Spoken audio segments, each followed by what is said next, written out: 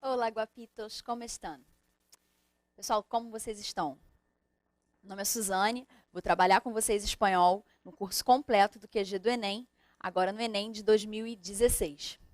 Então, pessoal, para começar, vamos falar um pouquinho da prova, né? Da última prova que a gente teve, no caso no Enem de 2015, que basicamente foi uma prova que seguiu o que a gente esperava.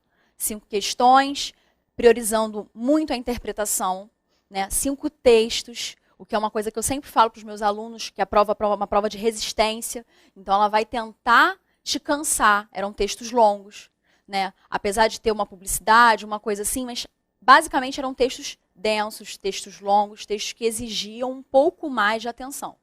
Tá? Nada que você não consiga resolver com o nosso curso completo. Nós vamos ter 10 aulas bem divididas. Não tem como eu fugir da questão verbal, né? Porque é o que vai te dar um embasamento para ler melhor, mas a gente sim vai trabalhar muito interpretação, tá? Basicamente é o quê? A gente tem que entender o edital do Enem para a partir daí começar a trabalhar. Não adianta eu chegar aqui e começar a falar da prova e não te provar o que o Enem quer realmente do candidato dele, tá ok?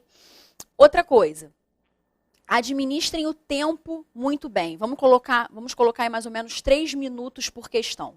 Tá? E existem estratégias que a gente se utiliza para poder ler melhor. Tá? Uma delas, principalmente, que eu gosto muito de falar, é você ler o título, se for um texto que tenha título, porque às vezes uma das questões é você dar um título adequado para o texto, né? Então, tendo um título, leia o título, e aí depois sim você vai ler a questão. Você não vai ler o texto de cara. Você tem que entender primeiro o que ele vai te pedir, tá? Essa primeira aula, que é uma aula inicial, né, para você que está começando agora com a gente, é uma aula que vai tentar te mostrar algumas estratégias básicas de leitura, né, o que você deve fazer para ler melhor, para ler otimizando o seu tempo, tá ok? E, obviamente, tendo como base sempre o edital, tá? Então vamos começar entendendo o edital? Vem para cá.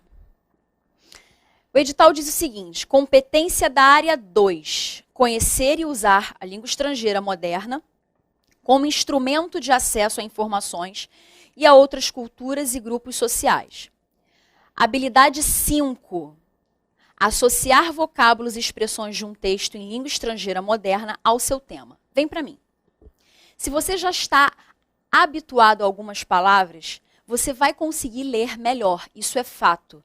Eu não estou te prometendo que você vai pegar um texto e vai conseguir traduzir o texto por completo. Não, isso é difícil, muito complicado. Mas você vai conseguir pegar palavras-chave, palavras que aparecem sempre, né? É esse o objetivo, que você saia desse curso pronto para fazer uma prova, mas não necessariamente pronto para traduzir um texto, tá ok? E isso que o Enem busca, né, do candidato dele, que você consiga entender as informações principais que estão ali no texto. Ele jamais vai chegar, te colocar uma palavra super difícil, como, por exemplo, añadir, né, que quer dizer acrescentar, vou falar muito dela ao longo do curso, e te pedir a tradução. Ele não vai te pedir isso. Ele vai querer que você, dentro de um contexto, entenda que añadir é acrescentar, é adicionar. Tá ok? Seguindo aqui. Habilidade 6. Utilizar os conhecimentos da língua estrangeira moderna e de seus mecanismos como meio de ampliar as possibilidades de acesso a informações, tecnologias e culturas. Vem para mim. O que isso quer dizer, Suzane? Quer dizer que ele quer ver se você consegue, lendo aquele texto, entender o objetivo.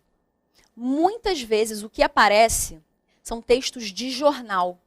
Ou seja, o meu candidato conseguiria tranquilamente ler essa notícia que fala, por exemplo, de um ponto de saturação do turismo no Peru, ou essa notícia que fala que é possível reduzir o lixo. Então, é isso que ele quer, que você associe o tema, as informações que estão ali sendo abordadas, e que seja um meio de se informar, tá ok? Seguindo, habilidade 7, relacionar um texto em língua estrangeira moderna, as estruturas linguísticas, sua função e seu uso social. Quando eu leio essa habilidade, eu penso logo na prova do ano passado, que falava de deficiência.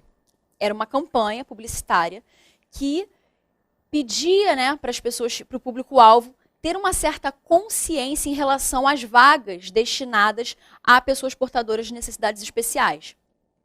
Você via a publicidade e aí você tinha que entender. Você tinha que entender que aquela imagem, como se fosse pintado no chão, né, de uma vaga de estacionamento específica para cadeirante, por exemplo. Você tinha que entender que aquela imagem te mostrava uma vaga reservada. Você tinha que entender que a campanha era: se você quer ficar com a minha vaga, fique então com a minha deficiência, né? E gerar uma certa consciência, uma conscientização do público-alvo. Tá? Por isso que ele fala: relacionar um texto em língua estrangeira moderna, as estruturas, sua função e seu uso social. Então, qual é aquele tipo de estrutura? Qual é a função dessa publicidade? Exatamente isso que ele quer. Tá? Seguindo aqui. Habilidade 8. Reconhecer a importância da produção cultural em língua estrangeira moderna como representação da diversidade cultural e linguística. Como assim, Suzane? Em primeiro lugar, tirar aquela ideia de que a Espanha é a referência para tudo e todos os outros países que falam espanhol são menores, têm uma menor importância. Então, assim, quando ele fala reconhecer a importância da produção cultural, é você entender vários espanhóis, vamos dizer assim, porque existe uma diversidade. O espanhol é um só, é óbvio, mas a gente tem uma variação, né? Então, assim, o espanhol que se fala na Argentina, ele vai ter uma mudança em relação à Espanha, mas o que ele quer é que você dê o mesmo peso, o mesmo valor para todos os espanhóis falados no mundo, né? Então, é justamente isso. E ainda afirmo, né, por todos esses anos que a gente vê a língua estrangeira, no caso o espanhol, no Enem, que eles valorizam, eu percebo, né, uma tendência a valorizar muito mais a América Latina do que Espanha, tá? Tanto que os textos falam muito falam da Argentina, falam do Paraguai, o bilinguismo no Paraguai, falam do caso do Peru, né, no caso do turismo no Peru. Então, eles têm uma tendência. Outra coisa que ele falou aqui também, diversidade cultural e linguística. Por quê? Porque também é muito, muito comum você ver cantigas, você vê nessas cantigas questões muito específicas do público que tá utilizando, né? O público a que se dirige. Então, é para mostrar o quê? Não vamos pegar também o espanhol padrão, vamos pegar a diversidade, tá ok? Beleza, seguindo aí. Geralmente temos 5 textos, um para cada questão. Estas têm o comando e as opções em português. Vamos lá, pessoal, tá aí uma coisa que nos facilita. Se você tem o comando e as opções em português, o momento em que você vai ter acesso à língua estrangeira é no texto, tá? Você não vai ter dúvida do que a questão vai te pedir, basicamente, por estar em espanhol. Não, ela vai estar em português. Por isso que eu sempre falo para o meu aluno: leia primeiro a pergunta, leia o comando. Depois você vai para o texto para buscar a resposta para aquele comando, tá? Outra coisa, existe uma preocupação em abordar variados assuntos. Cultura, questões sociais, avanços científicos e tecnológicos, ou seja, temas atuais e comuns nos principais meios de comunicação. Por isso, é essencial estar conectado com o mundo, sempre buscando jornais e revistas em espanhol para facilitar a interpretação. Quando um aluno me pede: Suzane, me dá uma dica super top para fazer o Enem em espanhol. Aí eu já falo logo: o tempo que você perde no Facebook vendo um monte de coisa, curte alguma página de algum jornal em espanhol. Clarim, ABC, El País. Procura, joga no Google, jornais em espanhol, periódicos em espanhol. E curte essas páginas, porque de vez em quando vai pipocar na sua timeline alguma notícia, e aí você clica lá e lê. Como eu digo para o meu aluno, você tem que ter ritmo de leitura, você não tem que ser o professor de espanhol para fazer a prova bem. Você tem que saber ler bem. Basicamente isso. Então, como eles estão sempre buscando temas que estão muito, muito relacionados com a nossa realidade, se você tem esse hábito de ler jornal, você já tem 50% da prova, tá? Não estou forçando uma barra, não. Isso é sério. Se você for pegar o histórico de provas do Enem, poucos são os textos que nunca poderiam estar em um jornal, tá ok? Seguindo. Aqui, por exemplo, a gente tem uma campanha publicitária que caiu na primeira prova do Enem e era exatamente isso a questão, tá? Eu estou mostrando para vocês verem como é que eles vão trabalhar com essas temáticas, né? No caso, eu não vou ler nada da questão. Meu objetivo principal agora é entender o comando. Vocês lembram disso que eu falei? O comando é muito importante.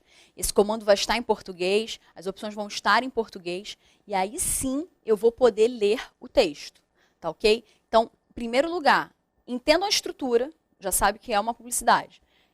Leiam a questão para aí sim ler o texto, tá? Vamos dar uma olhada na questão. O texto publicitário utiliza diversas estratégias para enfatizar as características do produto que pretende vender. Assim, no texto, o uso de vários termos de outras línguas que não a espanhola tem intenção de. Ou seja, eu já sei que quando eu começar a ler esse texto, não vai ter só o espanhol. E é justamente em cima disso que ele quer trabalhar. Qual foi o objetivo de não usar o espanhol em alguns momentos? Então, assim, também tente trabalhar com a ideia de não buscar a resposta certa, mas sim eliminar as absurdas, que fica mais fácil, tá? Agora, depois de entender que ele quer por que não foi utilizado o espanhol em alguns momentos, eu vou ler o texto buscando isso, tá? Já com o meu olhar como? Procurando essas palavras que não estão em espanhol, tá ok? Vamos lá. Eu tenho um tênis, tá? E eu tenho aqui brincando. Duas coisas. Brincando, pessoal, é um falso cognato. O que é um falso cognato? É uma palavra que parece alguma coisa do português, mas não é, tá? A gente pensa em brincar, né? Mas não. No caso aqui é pular, tá? Brincar em espanhol seria jugar, ok? E outra coisa que eu gosto de chamar a atenção é pro caso do sinal de exclamação. Olha para cá. Que está ao contrário no início da palavra e está como a gente conhece no final. Meus alunos sempre me perguntam, Suzane, por que exclamação ao contrário no início da palavra ou da frase? Por que a interrogação ao contrário também no início da palavra ou da frase? Então, pessoal, isso é muito inteligente, é uma das coisas que eu acho mais legal no espanhol, né? Para você já ter entonação logo no início. Quantas vezes, lendo em português, você se dá conta de que é uma pergunta no final e tenta dar uma enrolada, né, para dar esse tom de pergunta ou esse tom de exclamação? No espanhol, você já sabe o que é. Então, você já começa o seu discurso com aquela, né, brincando, ou, como te vas? Você já sabe como perguntar ou como exclamar, ok? Seguindo aqui. Kangaroos chega a México com desenhos atléticos. Pessoal, olha para mim. Sempre se pergunta o que eu estou lendo. A gente cansa de ler pensando na vida. Estou lendo passando o olho. Eu estou pensando no que eu vou fazer daqui a pouco. Não é. Você tem que estar com foco total no que você está fazendo. Então, o Kangaroos vai chegar no México com designs atléticos, ok? Seguindo. Pero muy fashion. Opa, olha aqui que está em itálica a palavra. E fashion. Ele falou que teriam palavras que não estariam em espanhol, correto? Tienen um toque vintage, novamente uma palavra em itálico, com diferentes formas e combinações de colores. Lo más cool destes tênis, olha aqui novamente uma palavra em itálico que não está em espanhol, né? Es que tienen bolsas para guardar llaves ou dinheiro, para guardar chave ou dinheiro. Essa bolsa seriam uns bolsinhos aqui. Não sei se vocês conseguem ver na imagem, tem um zíper aqui. Então ele tem como se fosse um espacinho para você guardar coisas no próprio tênis. São ideais para hacer exercícios e com uns jeans obtendrás um look urbano. Tá ok? Esse jeans aqui, também existe você falar pantalão, que é calça, vaqueiro. Vaqueiro seria calça jeans, tá? Mas alguns países já adotam o jeans como uma opção para falar pantalão vaqueiro. É porque assim, a gente sempre pensa o seguinte, se for pensar em Espanha, a Espanha não gosta de importar as palavras, tá? Ela não gosta de falar mouse, ela fala ratón, né, para o mouse do computador. ela vai sempre dar um jeito de criar, né, de adaptar aquela palavra para a realidade dela. Já na América, não. Você tem uma influência maior das palavras estrangeiras, elas entrando, sim, no vocabulário. Tá? Que é o exemplo aí. O jeans, inclusive o jeans não está em itálico, porque ele entende que já é uma palavra que não dá para trabalhar com a ideia de que está em outro idioma. Tá? Ok. Então, o que ele falou basicamente? Vamos resumir. Ele vai falar de um tênis que tem desenhos, um design atlético, que é fashion. Então, ou seja, não é porque ele é atlético que ele vai ser ultrapassado. Né? Como o foco é exercício, ele não vai estar ultrapassado. Não. Vai falar que tem um toque vintage, com formas, combinações de cores. O mais legal desses tênis é que ele tem esse compartimento para guardar chave, dinheiro, né? Porque você vai correr, não quer levar nada, coloca no tênis. E para fazer exercícios, né? Dá para fazer exercício, mas também dá para você usar no seu dia a dia, se você estiver usando um jeans. Fechou? Entendeu? Agora, por que ele usou, em alguns momentos, palavras que não são em espanhol, não estão em espanhol? Tá? Se pergunte, e outra coisa, analise esse grupo de palavras. Porque ele falou fashion, ele falou vintage, ele falou cool, ele falou look. São palavras que estão relacionadas a quê? Relacionadas à moda, né? E o que mais? Deixa eu segurar, senão vou acabar me empolgando e falando a resposta. Dá uma olhada aqui nas opções. O objetivo é atrair a atenção do público-alvo dessa propaganda. Então, ele botou esse tipo de palavra, nessas palavras em outro idioma, porque ele quer atrair um público específico. Ok, vamos ser, não sei, pode ser. B, popularizar a prática de exercício esportivo. Aí você vai e pensa. Eu botei a palavra vintage, a palavra look, cool, por exemplo, para popularizar a prática de exercícios? Não faz sentido. Seguindo, agradar aos compradores ingleses desse tênis. O que acontece aqui? Aqui é uma pegadinha muito complicada. Porque você pensa assim, poxa, look, cool, são palavras que estão em inglês. Então, quer agradar os compradores ingleses. Não faz sentido. A base do texto todo é em espanhol e ele diz logo no início que está chegando em que lugar esse tênis? No México. Então, não é para agradar comprador inglês nenhum. Ignore, isso aí é pegadinha. Então, eu já vou tirar a B e a C. Lembra que eu falei que era para você não procurar a certa, mas eliminar as absurdas? Incentivar os espanhóis a falarem outras línguas. Realmente, quando você chega e coloca look, cool, vintage, você vai estimular alguém a falar outro idioma. Claro que não. E volto a dizer, a campanha publicitária está sendo veiculada no México. Então, é mais uma coisa para tentar te pegar. Tá em espanhol, espanhóis. Não, tá? Então, já elimino. E depois, enfatizar o conhecimento de mundo do autor do texto. Gente, o fato dele colocar a língua estrangeira ali não é para mostrar o quanto ele sabe, até porque são palavras que você usa no seu dia a dia. Nossa, que look legal. Você não por isso você é o doutor em língua inglesa, certo? Então, já sabe que isso aqui também é pegadinha. O objetivo é, quem vai entender essa campanha publicitária? É um público específico, é um público que conhece um pouco de moda, que tem uma noção que essas palavras estão nesse campo, né? Então, por isso, fica muito mais claro você entender que a resposta certa é a letra A.